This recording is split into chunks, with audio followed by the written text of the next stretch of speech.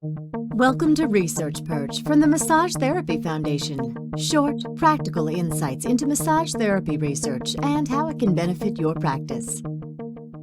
Welcome, everybody, to Research Perch. My name is Adrienne Asta. I am the president of the Massage Therapy Foundation, and I am so excited to have our guest today, Whitney Lowe. Whitney Lowe is the author of Orthopedic Assessment in Massage Therapy and has online CE courses at the Academy of Clinical Massage.com. He is the co-host of the Thinking Practitioner podcast, and he is the 2015 recipient of the Massage Therapy Foundation's Humanitarian Award. And one of the things that Whitney is working on with us is a basics of research literacy course. Whitney's donating a portion of the proceeds of that course to the foundation.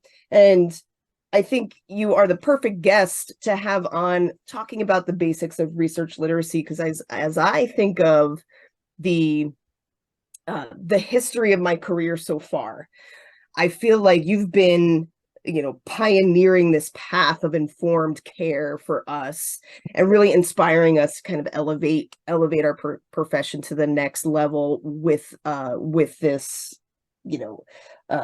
opportunity that we have in front of us to be able to keep current.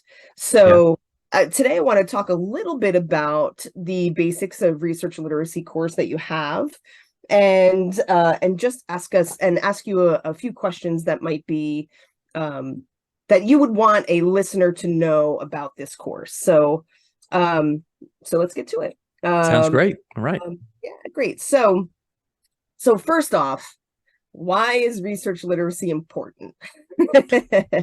Well, for me, a lot of this really comes to a point when you, I think back, I've been in the field for about a little over 35 years now. And one of the things that's really evident to me now is that there's a lot of things that I was taught early on in my training program that are, I would say now, incorrect with our improved understanding of things, or thoughts and theories have changed about how certain things work.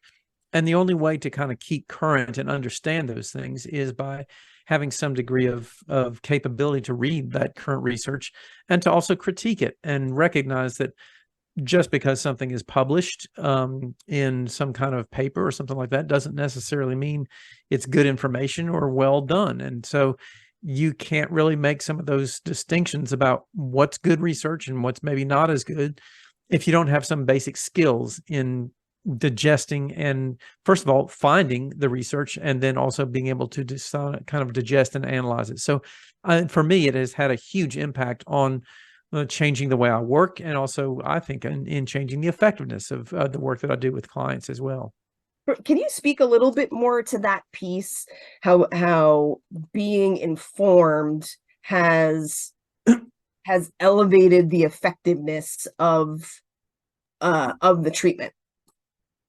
Yeah, well, just some of it has to do with, I have tended to work a lot more with kind of significant pain and injury conditions with people. So that's why that has been particularly important is for me, learning a lot more about the characteristics of all of these different injury conditions has come from just years and years of reading medical journals and papers about these things. And for me, this really started with just an absolute fascination for all the information that I saw out there that I thought was so relevant for people that were in massage, but we didn't know how to get to this stuff. For me, it started back in the late 1980s and early 90s when I was living in Atlanta, just down the road from Emory University Medical School. And I used to go over to the library. This was, of course, in the pre-internet days.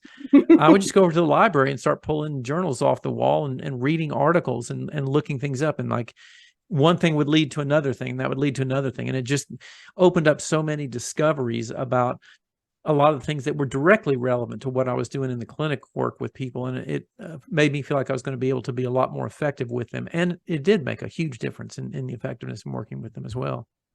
One of the things I want to just reflect on is one of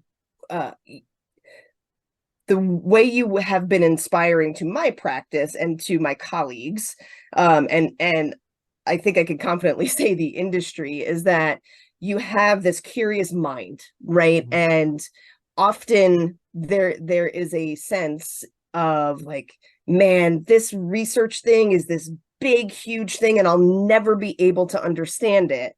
Yeah. I'll never be able to understand the process. I'll never be able to understand the results.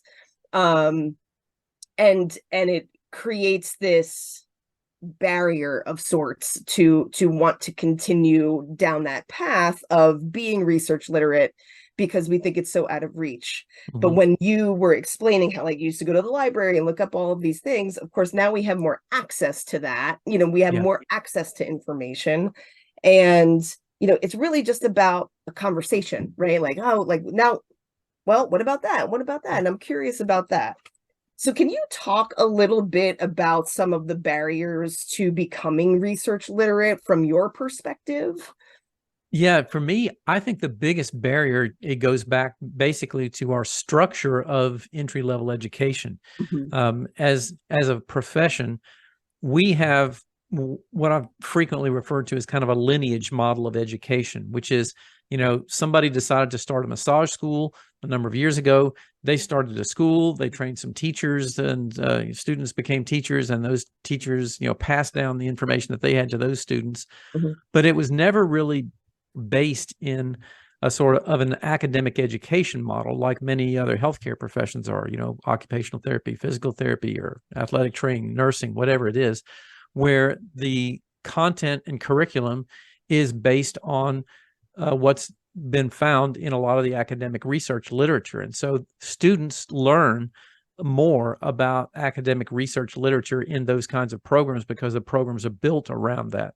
We don't really have that system set up in massage therapy education. So those people, the people who are being trained in our field, never really learned about reading research articles and how to be a critical reader and what do the different sections of the article mean and why is all this kind of stuff relevant. And, another thing is, why is it written in language that's so difficult to understand, because a lot of stuff is written in very complex language that almost seems like it's more about impressing your colleagues and peers in the academic realm than it is really about getting stuff understandable to people. So one of the big things that I've always tried to do, and I started this back in 1995, I was putting out a newsletter every 2 months that was digesting research stuff that I was reading to try to curate it and also bring it down to an understandable level. Like, here's the gist of what you really need to know about this, because the other reality is most people who have a busy clinical practice just don't have time to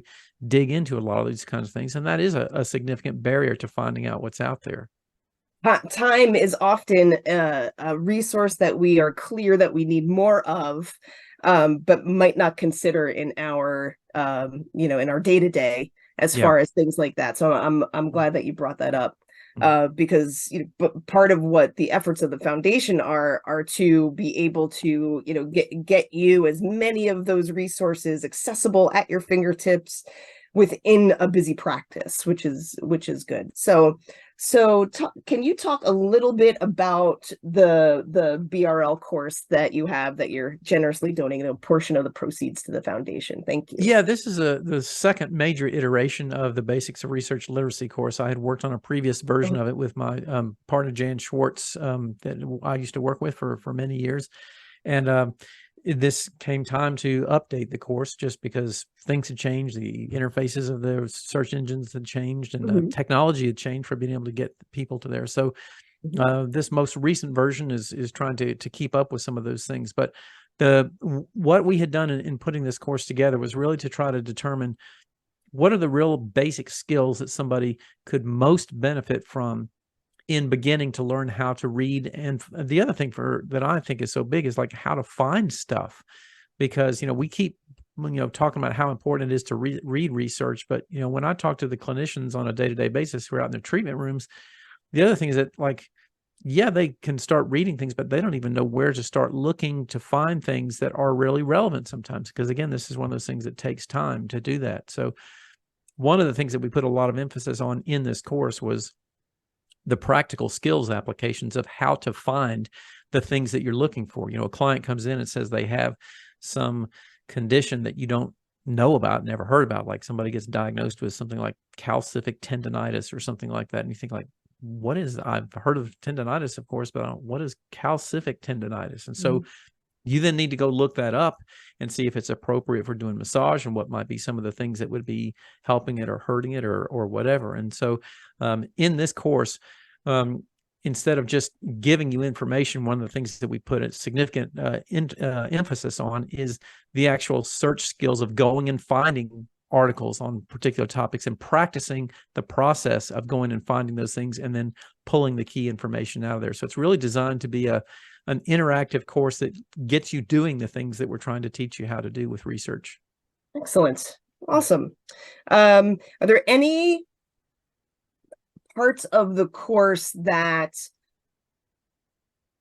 you would like to see, maybe if there's like, if we have a basics of research literacy course, do you have a vision for what would be the secondary basics of research literacy? What's next? What I think would be next and would be really valuable to do is in the basics of research literacy course, we focus on some key things like, understanding the difference between popular publications and academic literature, and how, the levels of evidence, and, what is good kind of evidence and things like that. So these are all the basics of understanding some things that go in the construction of a research paper. And then also, again, like we said, how to find those things.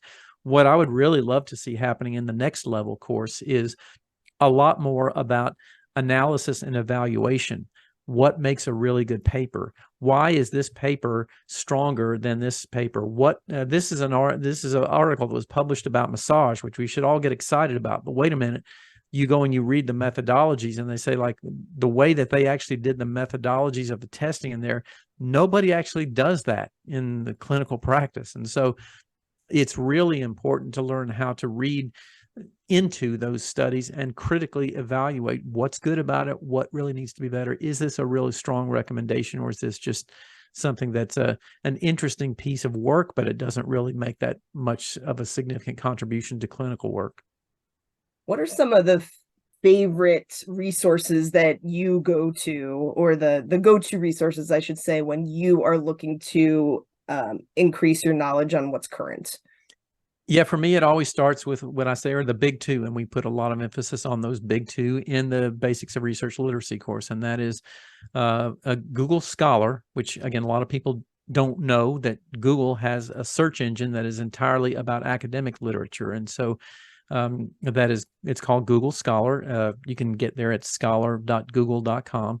And so, that's certainly a place that I would start. If it's a much broader search, that's what's going to happen in Google Scholar. The more sort of narrowed search into specific academic medical literature is generally going to be more effective inside PubMed, which is the main search engine for the National Institutes of Health or National Library of Medicine database. And that's at pubmed.gov. And that's where I will usually start those places. And then, of course, what happens a lot is that you read a paper and there's something really interesting in that paper, and you look at the notes, for the references for that particular thing. And that takes you to another paper of something else that you want to learn. And that takes you to another place. And it's just a sort of a sequential process of chasing things down. But it's so nice now that we have so much more access to so many of these kinds of articles than we used to years ago. So that's making a lot of this stuff a lot more accessible. What would you say to someone who, because I hear the quest for knowledge of this is going to lead you to this, which will lead you to that and lead you to that. I can hear some people potentially being overwhelmed by that. Mm-hmm. And Yeah. Do you have any suggestions or recommendations on how to temper that overwhelm, or turn that overwhelm into curiosity, or or any advice or soothing words, even for like, yep, like you could stop at any point, what, give me it. Yeah, I would say just, take one thing at a time, take one article at a time, and just, say I'm going to look at one article every 2 weeks, or one article a month or something like that, and just say, like, I'm really going to dig into this, see if I can really understand what they were doing with their methods and things like that. And yeah, I see some other interesting things in there, but I'm not going to go chasing down all these other rabbit holes. The other thing that I would really love to see happen, and this is something that could easily be done by many different individuals, is one of the most effective ways to really understand it and look at and get things out of research is to discuss it with other professionals. And, when I was working at this clinic back in Atlanta, we used to have a journal club group that would meet of the clinical practitioners. And every week there was a new paper that we were discussing. And that was, we're looking into it, the pros and cons and all the good things and the not so great things that came out of there. And a lot of times somebody sees something that you don't, or you see something that somebody else doesn't, and just discussing, what did you get out of this, or what did you read out of that? And just that process of doing that is really valuable. And it would be relatively easy, especially now with the technology that we have, just to create a journal club of people in your area. And maybe you want to get together in person and do this over tea at a coffee shop.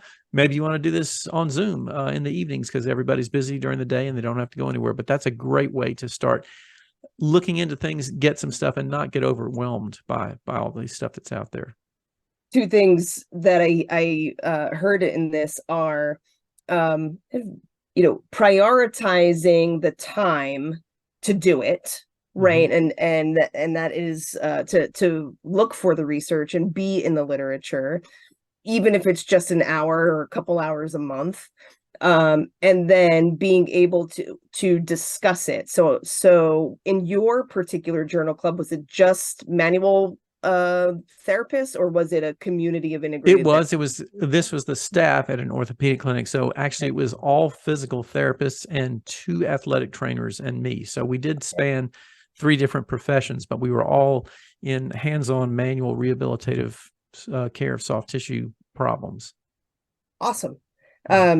The Massage Therapy Foundation started a practice-based research network in hopes to encourage journal clubs like this, and have massage therapists, have a database of massage therapists who can do what our skill set is in the environment, in a real world environment, to be able to contribute to the body of research. So the practice-based research network is not just a research tool for us, but certainly it is setting up some structure for journal club for sure. Yeah. I think that's a great model. And it's just, and, massage therapists spend so much time in isolation in our work, in the treatment room every day. It's great to get out and connect with other individuals and see what other kinds of experiences people are having and how does this relate to what they're doing with their work. I think just a great opportunity for us to share and expand what we're doing. It can also lead to us documenting that conversation in some way. And I know that the case report is really one of those ways to continue that conversation on paper, right? Because there are a lot of people who come up to us, and then us at the Massage Therapy Foundation, when we're in live events, and they tell me all about the work that they are doing with this one particular client and, the successes that they're having. And we're encouraging everybody to write that down. Like, it's great that we're talking about it. Yeah. Can you talk about the role of case reports in kind of the evolution of what you have seen in the literature as you do your research to update your information? Yeah, it's such an important starting point because, left to their own devices, a lot of academic researchers tend to study what's either easy to study or they have the tools and resources to study in their lab without necessarily understanding how does this really relate to what people do on a regular basis in clinical practice. And that's where the case reports, I think, are so valuable because it gives other academic researchers a starting point to understand what really happens with people and why. What are some other interesting questions that come out of this particular case that we should explore in greater detail? Like somebody had, a particular kind of success in their treatment with this particular approach. with a client who's got something that we never maybe would have thought of massage being helpful for. That's a really good starting point for now for a research question to look and see like, well, what if we do this again? Is this replicable, or was it just a unique situation with that one client? And that's always a great starting point to get us thinking about what are going to be some of the other more important things to pursue with other more formalized research studies. Awesome. What's the coolest thing you've read lately? What is the most interesting thing that you're finding in your most recent searches? Wow, the coolest thing. I have to think back on that. I'll tell you what, I'll share something that it certainly was cool and finding this out, but like also changing the way I work, because that's significant to me. Is like, what kind of impact does this have on me? And here's the other thing I would say, a lot of times this comes out of things that is not necessarily about massage research. It might be in other fields that's applicable to what we're doing. And this is one of the important things, because we don't have a large body of research specifically about massage therapy. So a lot of things that we learn and we get from research, we're extrapolating from other fields. And so this was a study that I remember reading just a while back that was in the chiropractic profession about the way that a particular type of chiropractic manipulation was performed on tissues and whether or not it was giving a directional force the way a lot of people thought it was. And what came out of that article for me was also an understanding of something that changed the way I think about the work that we do with soft tissue work, because they were talking about how it is so difficult to apply this particular type of force because there's so little friction between the skin and the underlying fascial tissues. It's so slippery, you can't really do what a lot of people were suggesting that you were able to do. And so I began thinking about this in relation to how does that apply to what we do with some of our massage techniques, where we're saying that we're doing something to these tissues well under the skin, multiple layers down, and you've got this really slippery, frictionless interface over the top of it. Maybe the things that we thought we were doing are not quite so much what's happening. But that's a really good example of something that's, caused me to change the way I think about or talk about what we're doing with specific type of massage techniques or approaches. Right. It doesn't mean what you're doing is not working. Exactly. Right. Yeah. So I feel I get that kind of pushback sometimes. Like, no, but my clients are better. I was like, I'm not saying they're not. I think we're being, we're being faced with information that's telling us like what we think is happening is not actually happening. Doesn't mean they're not getting better. Right. And this is the exploration of what that is. And if we can be more informed about that, like imagine the care we can give. Yeah, and actually it is, I'm really glad you brought that up, because that is a key thing, is that nobody's really saying anything here about what you're doing doesn't work. What we're saying is the narrative that we've used to describe it may not be accurate. And it actually does matter to understand how things work, because then we can figure out new ways to apply those concepts to do this in a different way, or find, well, maybe if that's what's really happening here, we shouldn't do it with this person, kind of thing. So those things are very, very important in figuring that. That was a wonderful blog post, and I'm not going to remember the exact title of it now, but it was put out a number of years ago by a gentleman named Todd Hargrove. And he, I think his website is Better Movement or something like that. But anyway, the blog post was about why it matters how a treatment works. And it was essentially addressing that particular question of, there was he gave 3 really key reasons why it is important and why we need to understand how a treatment works and for its effectiveness. Excellent. Any last thoughts, Whitney, that maybe something we haven't discussed here today about your course, Basics of Research Literacy, or research literacy in general for the profession? I would just say that I completely get, and I hear this a lot from practitioners, and this is something we were talking about, just this feeling of intimidation, because it is so big. It's just like that kind of, it's like, I don't know if you really want to say this, that saying is, how do you eat an elephant? One bite at a time, but that concept of when you have something that big, don't feel like you have to just, understand everything that's happening there. Start small with the process of, the Basics of Research Literacy course is a great way to start getting a foundational understanding of how this works with academic literature and journals and all that kind of stuff. And then you can understand how to go find things that may be particularly relevant and help you out significantly. So I would just say, keep your bites small, keep them small, take little chunks of that and spread it out over time, and really find other ways to kind of integrate that in with what you're doing in your practice. And it's been my experience that your clients will appreciate one's clients, not yours in particular, but one's clients will appreciate the pursuit of wanting to always apply the most informed care to them. Yeah.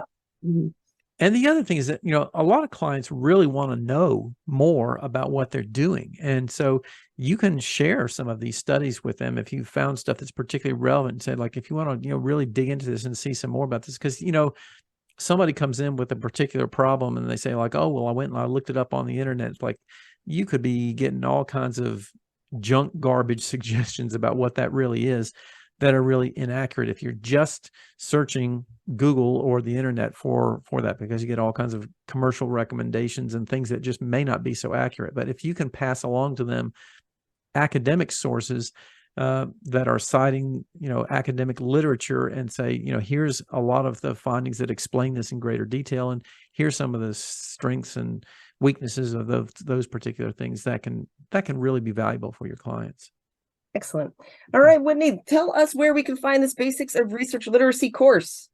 Yeah, so again, this is something we did in conjunction with the Massage Therapy Foundation to really support the mission to get the word out there of getting our practitioners to be more literate. The course is currently housed on our website with our other online courses, and you can find access to that through academyofclinicalmassage.com, and you can just go to the page for our online courses and see a link there to purchase the Basics of Research Literacy course, and then it'll take you over to the platform to do it over there. So come jump in, learn some more about research, and let that expand and explore your practice as well.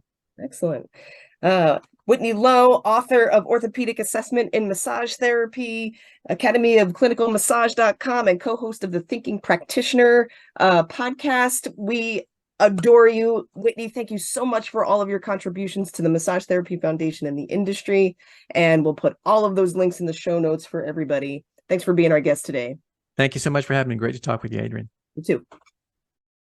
If you enjoyed this podcast, please consider donating to the Massage Therapy Foundation so that we can continue to bring you this and many other resources to increase your knowledge and improve your practice.